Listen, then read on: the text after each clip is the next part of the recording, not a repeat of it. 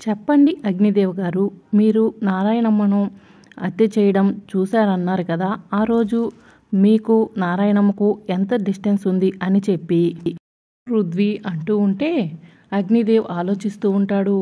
మీకు నాకు ఇప్పుడు ఎంత డిస్టెన్స్ ఉందో అంతే డిస్టెన్స్ ఉంది అని చెప్పి పృథ్వీ అడుగుతూ ఉంటే అంతే డిస్టెన్స్ అని చెప్పి అగ్నిదేవ్ చెప్తూ ఉంటాడు. సరే అయితే మీరు వెళ్ళండి అని చెప్పి పృథ్వీ అంటాడు. మిలాట్, ఒకసారి బ్యాలిస్టిక్ రిపోర్ట్ని చెక్ చేయండి. నారాయణమ్మ హత్య జరిగిన రోజు గన్తో షూట్ చేసిన అతను 12 అడుగుల దూరం ఉన్నట్టు ఈ బ్యాలిస్టిక్ రిపోర్ట్లో ఉంది. కానీ అగ్నిదేవ్ గారు 3 అడుగులు మాత్రమే డిస్టెన్స్ ఉందని చెప్తున్నారు. అగ్నిదేవ్ గారు ఈ కేసును తప్పుదోవ పట్టిస్తున్నట్లు అర్థమవుతుంది. నా క్లయింట్స్ శివదేవ గారు ఏ తప్పు చేయలేదు, అతన్ని రిలీజ్ చేయండి అని చెప్పి పృథ్వీ అంటూ ఉంటే మీ దగ్గర ఇంకేమైనా సాక్ష్యాధారాలు ఉన్నాయా అని చెప్పి జడ్జి గారు అడుగుతూ ఉంటే నాకు కొంత టైం ఇవ్వండి, ఈ లోపల సాక్ష్యాలను సేకరిస్తాను అని చెప్పి పృథ్వీ అంటూ ఉంటే ఈ కేసును ఈ నెల 26కు వాయిదా వేయడం జరిగింది అని చెప్పి జడ్జి గారు అంటారు. ది కోర్ట్ ఈజ్ అర్జెంట్ అని చెప్పి జడ్జి గారు వెళ్ళిపోగానే అగ్నిదేవ్ తరపున లాయర్ అగ్నిదేవ్ దగ్గరికి వెళ్ళి, అగ్నిదేవ్ గారు నెక్స్ట్ టైం కోర్టు ఎలా మాట్లాడాలో నేను చెప్తాను, నన్ను ఫాలో అవ్వండి, లేకపోతే మీ టైం అలాగే మీరు ఇచ్చే ఫీజు అంతా కూడా వేస్ట్ అవుతుంది అని చెప్పి అతను చెప్తూ ఉంటే సరే లాయర్ గారు అని చెప్పి అగ్నిదేవ్ అంటాడు. ఇక మరోవైపు శివదేవయ్యను పోలీస్ స్టేషన్కు తీసుకువెళ్తూ ఉంటే నాన్న అని చెప్పి పున్నమి శివదేవయ్య దగ్గరకు వెళ్ళి అమ్మ పున్నమి ఎలా ఉన్నావు, నువ్వు రావేమో అనుకున్నాను, ఇంత లేట్ అయింది ఏంటి అని శివదేవ్ అంటూ ఉంటే రాకుండా ఎలా ఉంటాను అంకుల్ అని చెప్పి పృథ్వీ అంటాడు. అమ్మను కూడా తీసుకురావాల్సింది, అమ్మ రోజు కళ్ళ వస్తుంది, అమ్మ వస్తే అదే చెప్తా అనుకున్నాను అని చెప్పి శివదేవ్ అంటూ ఉంటే పున్నమి బాధపడుతూ ఉంటుంది. పున్నమి, ఈసారి వచ్చేటప్పుడు అమ్మను తీసుకొస్తావా అని చెప్పి శివదేవ్ అంటూ ఉంటే నానమ్మను తీసుకురాను అని చెప్పి పున్నమి అంటుంది. ఎందుకు పున్నమి అని చెప్పి శివదేవ్ అడుగుతూ ఉంటే మిమ్మల్ని పోలీసులు తీసుకెళ్తుంటే నానమ్మ చూడలేదు, అందుకని మిమ్మల్ని నెక్స్ట్ టైం వచ్చినప్పుడు తప్పకుండా ఇంటికి తీసుకెళ్తాము, నానమ్మను చూపిస్తాను అని చెప్పి పున్నమి అంటూ ఉంటే అవును అంకుల్, నెక్స్ట్ టైం వచ్చినప్పుడు మీరు రిలీజ్ అవుతారు, మన ముగ్గురం కలిసి ఇంటికి వెళ్తాం అని చెప్పి పృథ్వీ చెప్తాడు. సరే పృథ్వీ, పున్నమి జాగ్రత్తగా చూసుకో అని చెప్పి శివదేవ్ చెప్తూ ఉంటాడు. ఇక శివదేవ్ను పోలీసులు తీసుకెళ్ళిపోతారు. ఇక మరోవైపు మయూక అగ్నిదేవ్ వెళ్తూ ఉంటే మయూక ఆగు అని చెప్పి పున్నమి అంటుంది. దొంగ కేసులు పెట్టి దొంగ సాక్ష్యాలు పెట్టి మా నాన్నను పోలీస్ స్టేషన్లో ఉండేలా చేశారు, కానీ నిగ్గు తెరిచి నిజాలను బయట పెట్టి మా వకీల్ సాబ్ మా నాన్నను విడిపిస్తారు. నెక్స్ట్ టైం వెళ్ళేటప్పుడు మా నాన్నని జైలు నుంచి రిలీజ్ చేసుకుని వెళ్తాను, చూస్తూ ఉండండి అని చెప్పి పున్నమి అంటుంది. మీరు ఎన్ని చేసినా నాకు శిక్ష పడేలా చేయలేరు అని చెప్పి అగ్నిదేవ్ అంటూ ఉంటే చూడు, నువ్వు చేసిన తప్పులన్నీ బయట పెట్టి నిన్ను పోలీస్ స్టేషన్లో వేసేలా చేస్తానని చెప్పి పున్నమి అంటూ ఉంటుంది.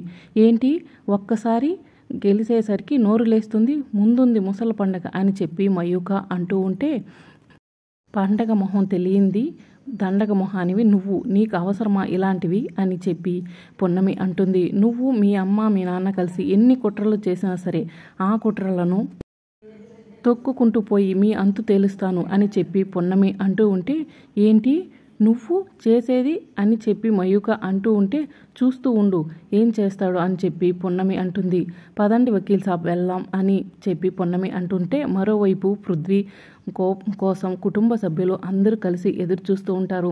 పృథ్వీ ఇంకా రాలేదు, ఫోన్ కూడా లిఫ్ట్ చేయలేదని చెప్పి సావిత్రి అంటూ ఉంటుంది. ఇక అప్పుడే పృథ్వీ పున్నమి ఇద్దరు కూడా ఇంటికి వస్తారు. ఏంటి అందరూ అలా ఉన్నారు అని చెప్పి పృథ్వీ అడుగుతూ ఉంటే నాన్న పృథ్వీ, నువ్వు సేఫ్గానే ఉన్నావా, ఏంటి అన్నిసార్లు ఫోన్ చేసినా కూడా లిఫ్ట్ చేయలేదు అని చెప్పి సావిత్రి అడుగుతుంటుంది. ఏమైంది, ఎందుకు కంగారు పడుతున్నారు చెప్పండి అని చెప్పి పృథ్వీ అడుగుతూ ఉంటే నాన్న పృథ్వీ, నువ్వు పొద్దుననగా కోర్టుకు వెళ్ళావు, తర్వాత హారతి తీసుకుంటుంటే హారతి కొండెక్కింది, అప్పటి నుంచి ఏం చెడు జరుగుతుందో అని కంగారు పడుతున్నాము అని చెప్పి సావిత్రి భానుమతమ్మ చెప్తూ ఉంటే మీరు అనుకున్నదే కరెక్ట్, మేము కోర్టుకు వెళ్లకుండా ఎవరో కావాలనే మా కారులో మత్తుమందు పెట్టారు అని చెప్పి ఇక పృథ్వీ జరిగిన విషయం అంతా కూడా చెప్తూ ఉంటే స్వామి వినాయక, మా పృథ్వీని కాపాడావు, చాలా సంతోషమయ్యా అని చెప్పి సావిత్రి అంటూ ఉంటుంది. కానీ ఇదంతా ఎవరు చేశారు అని చెప్పి భాగ్య అంటూ ఉంటే ఎవరో కావాలని చేశారు అని చెప్పి పున్నమి అంటూ ఉంటుంది. ఎవరో కావాలని ఎందుకు చేస్తారు? ఎప్పుడైనా కార్ సర్వీసింగ్‌కి ఇస్తే వాళ్ళు ఏమైనా చేశారేమో అని చెప్పి కళావతి అంటూ ఉంటే, నేను ఈ మధ్యలో కార్ సర్వీసింగ్ ఇవ్వలేదే అత్తయ్య అని చెప్పి పృథ్వీ అంటాడు. అయితే ఆ అగ్నిదేవ్ మనుషులు ఏమైనా చేశారేమో అని చెప్పి అక్కడ ఉన్నవాళ్ళు అంటూ ఉంటే, ఏమో తెలీదు, శత్రువులు ఎవరో కావాలనే ఇదంతా చేస్తున్నారు అని చెప్పి పున్నమి అంటుంది. సరే కానీ నాన్న, పృథ్వీ కోర్టులో కేసు ఏమైంది అని చెప్పి భానుమతమ్మ అడుగుతూ ఉంటే, కేసు అయితే గెలవలేదు, కానీ శివదేవయ్యకు శిక్ష పడకుండా ఆఫ్ చేయగలిగాను. నెక్స్ట్ వాయిదాలో తప్పకుండా శివదేవయ్యను రిలీజ్ చేపిస్తాను అని చెప్పి పృథ్వీ అంటూ ఉంటే, ఈ ఇంటి నుంచి మొదటిసారిగా వెళ్ళి వాదించిన కేసు ఇది, అయితే నీకు విజయం లభిస్తుందన్నమాట అని చెప్పి భానుమతమ్మ అంటూ ఉంటుంది. శివదేవయ్యకు శిక్ష పడదు కదా అని చెప్పి భానుమతమ్మ అంటూ ఉంటే, అలా అని హ్యాపీగా ఉండలేము. ఆ అగ్నిదేవ్ చాలా దుర్మార్గుడు, ఏం చేయడానికైనా వెనకాడడు, చూడాలి అని చెప్పి పృథ్వీ అంటాడు. అయినా సాక్ష్యాలు వాళ్ళ వైపు బలంగా ఉంటే నువ్వేం చేస్తావు అని చెప్పి పృథ్వీ కళావతి అడుగుతూ ఉంటుంది. ఎలా తెలుసు అత్తయ్య అని చెప్పి పృథ్వీ అంటాడు. నువ్వు ఈ ఇంటికి రాకముందు అరెస్టు గురించి తెలుసుకున్నాం, తర్వాత పేపర్లో వేస్తే విన్నాం అని చెప్పి కళావతి చెప్తూ ఉంటుంది.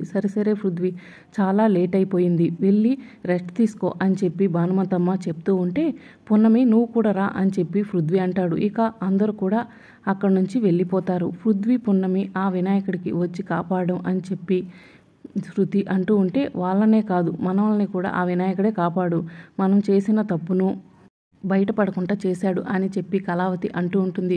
కానీ ఇప్పుడు మనం ఆలోచించాల్సింది ఆ దేవుడి గురించి కాదు శృతి, మనం అగ్నిదేవికి ఇచ్చిన మాట తప్పము. ఆ అగ్నిదేవికి ఎలాగైనా సరే అనుకున్న పని చేసి పెడతాము అని చెప్పాము, కానీ చేయలేకపోతున్నాం అని చెప్పి కళావతి అంటూ ఉంటే, ఇందులో వాళ్ళ అదృష్టం తప్ప మన ప్రయత్నం లోపం ఏమీ లేదు కదా మమ్మీ, ఆ అగ్నిదేవ్ అడిగితే గనక అదే చెప్దాం అని చెప్పి శృతి అంటుంది. ఒకవేళ అగ్నిదేవ్ అడిగిన పని మనం చేసి పెడితే గనక ఆస్తితో పాటు పున్నమని కూడా ఇంట్లోంచి బయటికి గెంటేసే అవకాశం కూడా మనకు వస్తుంది అని చెప్పి కళావతి అంటూ ఉంటే, సరేలే మమ్మీ, నెక్స్ట్ టైం వాయిదా ఉంది కదా, అప్పుడు ఎలాగైనా సరే అగ్నిదేవ్ ప్లాన్ మనం చూజా తప్పకుండా పాటిద్దాం అని చెప్పి శృతి అంటుంది. ఇక మరోవైపు అందరూ కూడా భోజనం చేస్తూ ఉంటారు.